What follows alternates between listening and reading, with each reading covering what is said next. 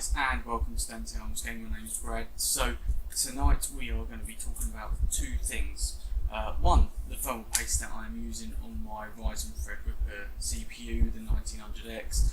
I've changed it. It seems to be keeping it a little cooler than the NMAX stuff that I was using. But two, the most anticipated release of this year, apart from the Intel CPUs. Their announcement of the 28-core 56-thread CPU that they're looking at bringing out, and AMD's 3264-thread CPU, the Ryzen 2 Threadripper, is Nvidia's GTX 1180. Now I've been having a look at quite a few sort of posts really, and the main thing I want to talk about is its architecture. Now, we believe it's either going to be Alan Turing, who was a scientist, or it's going to be the Volta technology or architecture that they're currently using in their Titan Pascals, the XPs, and the Titan V. I've just been doing some research and looking through. So price of these cards are going to be between $700 and $740 US, around about 670 to 700 Great British pounds. The thermal dissipation, or the TDP, on these is going to be anywhere between 170 and 200. Hertz is going to be up and around, I believe, the 1.6 to 1.8 gigahertz, 8 to 16 gigabytes of GDDR6 RAM. CUDA cores, they're looking at 3584, and the bit or the bus speed, some have said 256, some have said 354. We don't really know. This is just leaked information that we are seeing. Tom's Hardware, Reddit, there's videos out there. Judging by what they're looking at, it's going to be released tail end of summer, so I'm looking at probably the end of July, beginning of August is when these cards are going to be coming out. And like I said, are we looking at Turing? Are we looking at Volta architecture? It's been 2 years of a drought since we've had anything from Nvidia, any sort of technological advancements, anything at all, apart from here's a blower style reference card. Capable of playing 4K gaming, 120 to 144 Hz. Yes, it's VR ready up to about 120.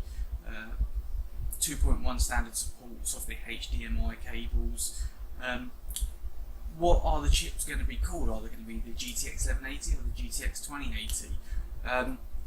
Again, just looking through, 30th of July is when they're looking at releasing them. Sorry.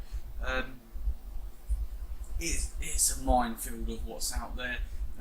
Just sample it and go through which chipset are they going to be using. I don't know. Can't really find anything specific. Like I said, this is leaked rumours. It's going to be faster apparently than the Titan XP, and of course about $300 to $400 lower. Again, another rumour that I found quite interesting is because Nvidia are bringing out new graphics cards, you can see up to about 10 to 20% drop in GPU prices. Obviously, crypto mining now has lowered. They're not doing it so much, which has obviously brought prices of these GPUs down. The release of new technology, new GPUs, is going to bring them down again even further. So yeah, around about 10 to 20%. Sort of a drop in price.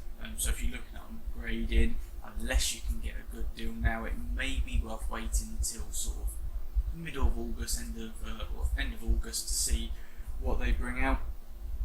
And again, there's just nothing on. GeForce GTX 1180 is powered apparently by the 104 class GPU, codenamed GT104. We don't know. Is the right answer really. Core clock of around 1.6 GHz, boost clock of around 1.8. So yeah, decent sort of clocks here. Performance on 2560 by 1440, you're going to be looking at 151 FPS compared to the GTX 1080, which is around about 100. Again, I've found a bit more information here for you. So the GeForce GTX 1180 architecture is Turing, lithography about 12 nanometer. Now I have heard it may be their 7 nanometer technology, GPU GT104, die size around 400 millimeters squared. Again, CUDA cores around 3,584, ROPS 64. Now I have heard that it's going to have 13 teraflops, which is going to be absolutely awesome.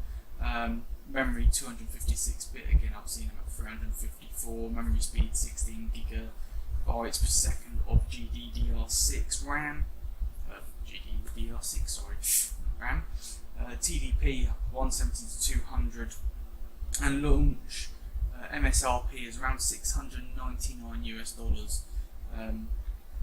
Guessing that's going to be the Founders Edition. So yeah, a lot of good things coming this year on that. So I thought I'd talk about that first, because thermal paste really isn't that exciting, but I have just swapped from the Enimax thermal paste that you get with their Liquitech cooler to Arctic Silver 5. Now this is a diamond nano thermal paste, apparently meant to keep your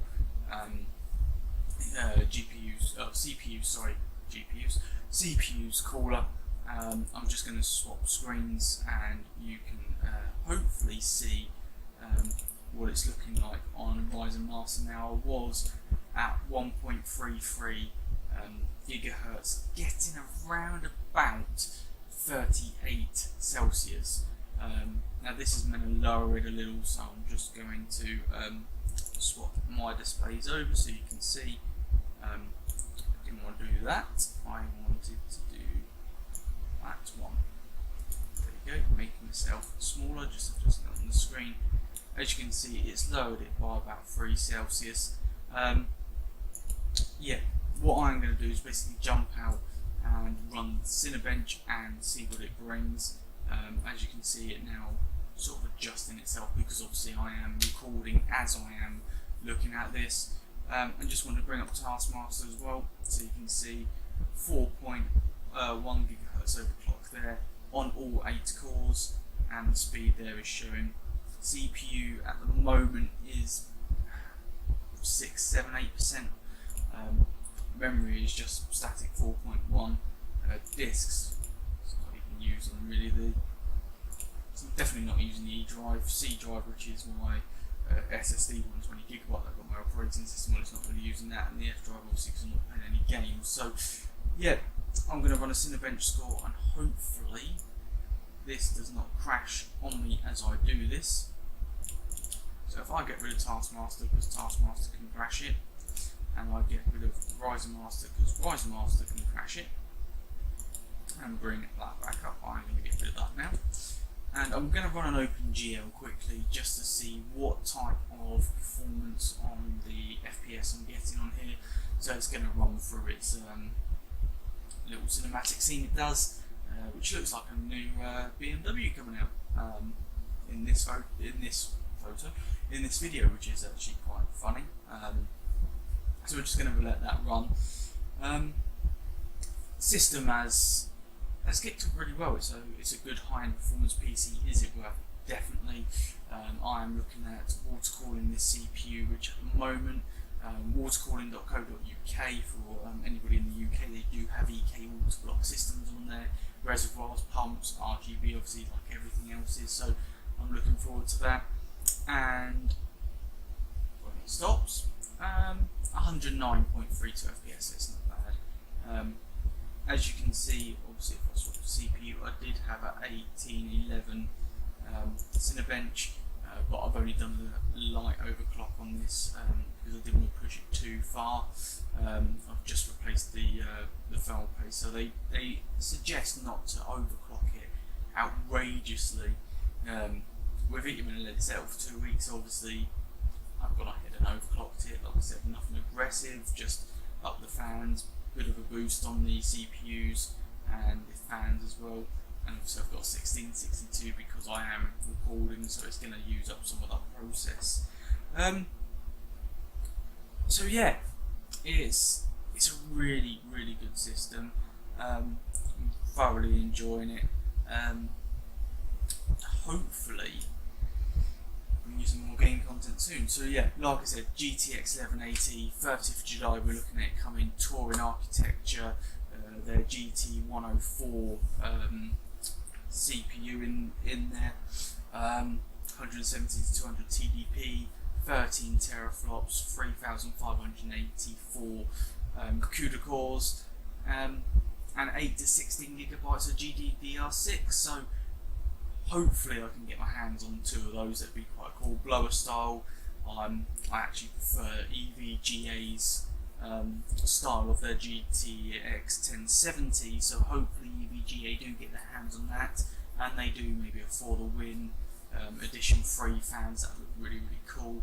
And yeah, hopefully the 30th of July brings some good tidings for us all in regards to technically advancing in the GPU industry. So stay tuned, I will come back with more videos. Please do like and subscribe, help this channel grow, and we shall see you soon.